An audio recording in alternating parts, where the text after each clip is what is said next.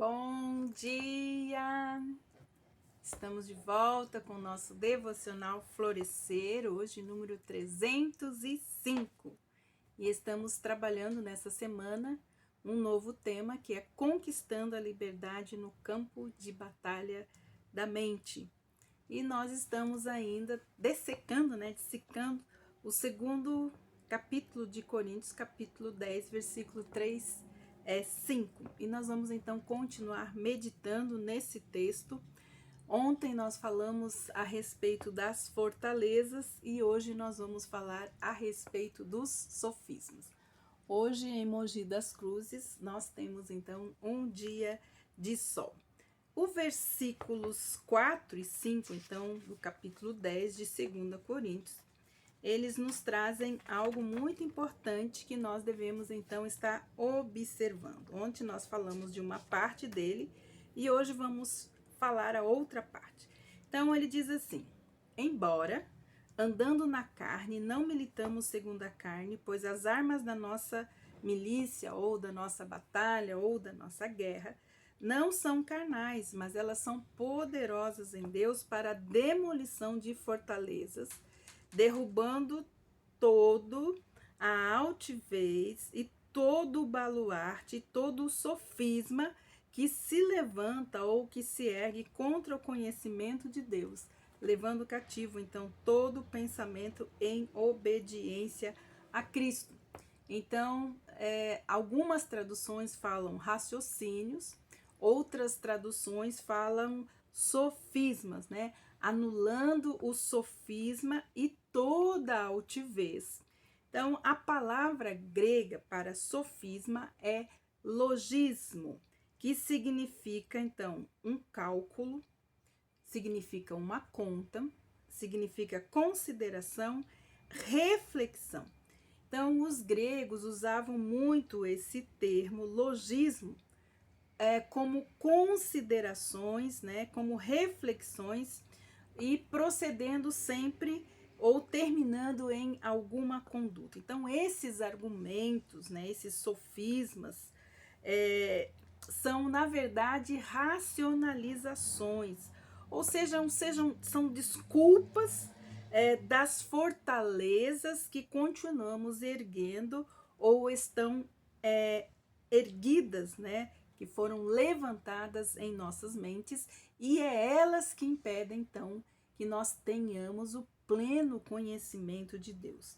Então, criamos geralmente essas desculpas, estes raciocínios ou razões, né, para não submetermos áreas de nossa vida à autoridade e o senhorio de Cristo. Olha só como Paulo, ele estava então estudando, vendo as fortalezas da Grécia e ele então trouxe esse entendimento espiritual a respeito então da batalha do campo da mente. Então, muitas vezes, sofismas, fortalezas ou raciocínios se levantam na nossa mente por causa dos argumentos, né? Nós somos bons argumentadores, mas isso apenas indica que existem áreas de nossa vida que nós não queremos, na verdade, ceder ao senhorio de Cristo. Isso é uma coisa muito séria. Muitas pessoas, elas apenas aceitam Jesus como seu Salvador, porque querem ser livres, né, de viverem eternamente separados de Deus. E então, eles não aceitam viver nessa terra debaixo do seu senhorio, né, de serem servos e serem, então, terem o senhorio de Deus, que ele tem, então, a autoridade em algumas áreas da nossa vida. Eu faço isso, você também faz isso, mas nós não devemos nos esquecer de que Satanás é exatamente aí que ele persiste, onde existe, então, uma fortaleza. Ele supre, então, uma lista, né, de argumentos, de racionalizações para coisas que fazemos ou nos recusamos a fazer. Mas graças ao nosso Deus, que é o Todo-Poderoso, Como diz aqui Paulo, é ele que nos ajudará a derrubá-las, se não ignorarmos os ardis do inimigo. Como disse o apóstolo Paulo também em 2 Coríntios capítulo 2, versículo 1, né? Significa então ardis, o que significa? Significa manha, astúcia, artimanha, artifício, estratagema, ardileza ou armadilha. Então ele está sempre colocando armadilhas, né, para que a nossa mente comece a racionalizar, a argumentar e refutar aquilo que Deus quer e tem para a nossa vida, e até mesmo o conhecimento da vontade de Deus em nossas vidas. Então ele usa essas armadilhas, né? E nós acabamos caindo e erguendo então essas fortalezas porque não queremos ceder, né, para a autoridade de Cristo em alguma área da nossa vida.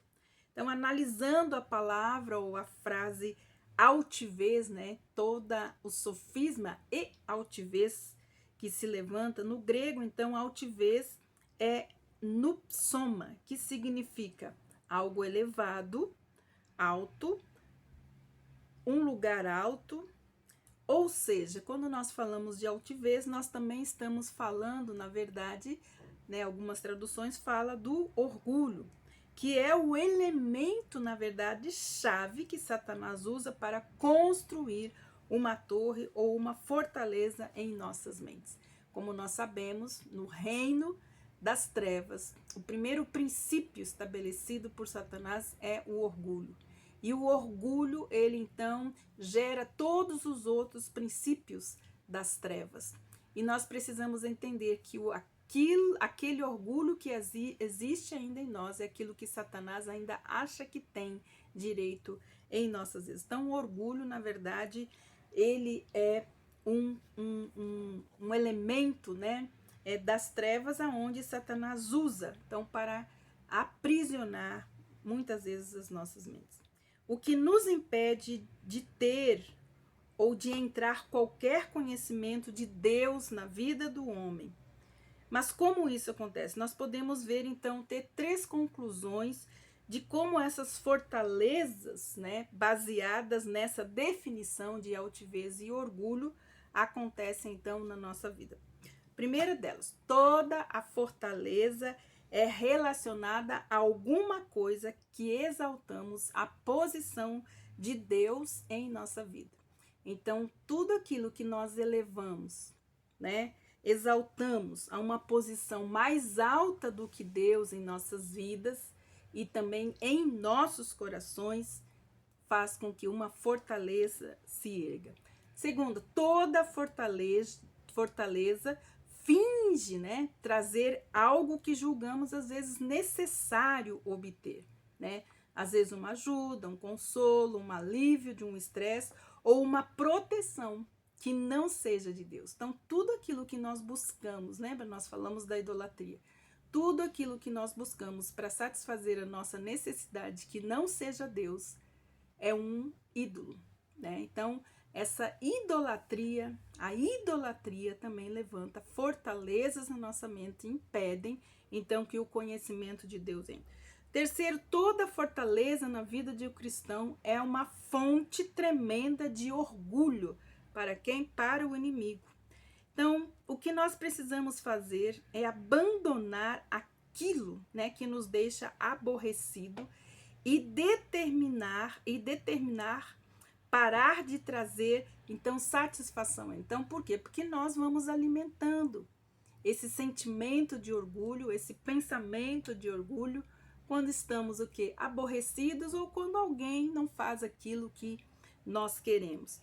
Geralmente o inimigo, ele irá despertar o orgulho em nós, né? E vai evitar de todas as formas que essas fortalezas não sejam destruídas na nossa mente. O que nós devemos fazer? Nós devemos aprender, como diz a palavra de Deus, ou aceitar o convite de Jesus, que ele diz: aprendei de mim, que sou manso ou humilde de coração. Então é isso que nós precisamos fazer, aprender com o manso e humilde Cordeiro de Deus. Esta é uma parte necessária na mentalidade de quem está se preparando para ser livre e exercitar então a mente de Cristo, que está disponível a nós, todos os cristãos. Se nós continuarmos abrigando qualquer raiz de orgulho em nossa mente ou em nossos corações, nós nunca seremos libertos. A frase número 3 do nosso versículo é que se ergue contra o conhecimento de Deus, é o versículo 5. Então a palavra grega para esta frase é que se levanta contra, é epairos, que significa içar como uma vela de um barco ou levantar os olhos. Precisamos então deixar claro que o objetivo de Satanás é ser adorado. Nosso coração é um trono, aonde Deus é o único que deve ser adorado. E é este lugar que ele quer. Ele quer o lugar de Deus em nossa vida, em nossas mentes e também em nossos corações. É o que ele sempre quis. O objetivo, então, de Satanás é ser adorado como Deus em nossas vidas. Por isso, ele estimula a rebelião, né, da nossa mente, dos nossos argumentos contra Deus. Se ele não consegue levar as pessoas a adorá-lo diretamente, ele, então, alcança o seu objetivo, induzindo a adoração de algo ou alguém que não seja Deus em nossos corações.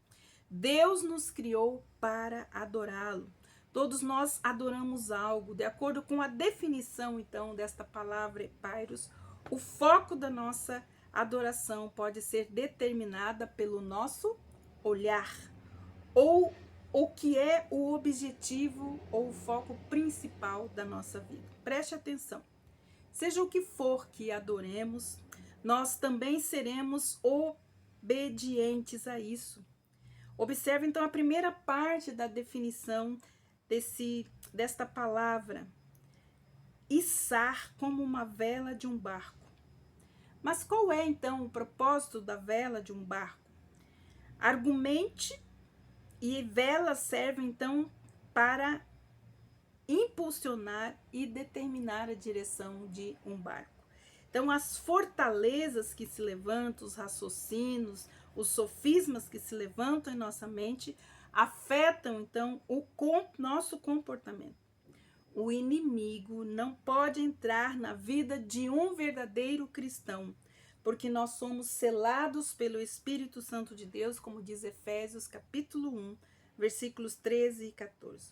O inimigo não pode nos fazer nada, como nos diz 2 João 5,18, sabemos que todo aquele que é verdadeiramente nascido de Deus não vive em pecado, porque quem é nascido de Deus guarda a si mesmo, e o maligno não pode tocar nele. Mas ele pode nos fazer pensar coisas com orgulho, com altivez, que se levantam, né? Criar fortalezas que são cordas de jugo com as quais ele pode se levantar contra o conhecimento de Deus, então, em nossa vida. Como diz a palavra de Deus, o povo de Deus está perecendo por falta de conhecimento de Deus, entendimento do evangelho libertador de Cristo. Diz a palavra de Deus, Paulo diz lá em 2 Coríntios, o Deus desse século tem cegado o entendimento do que não crê, daquele que não crê e não confia em Deus, para que não resplandeça a luz do evangelho. Então, amanhã nós finalizaremos o estudo, então, neste texto de 2 Coríntios, capítulo 10, versículos de 3 a 6. Que Deus abençoe você e até amanhã com o nosso devocional Florescer.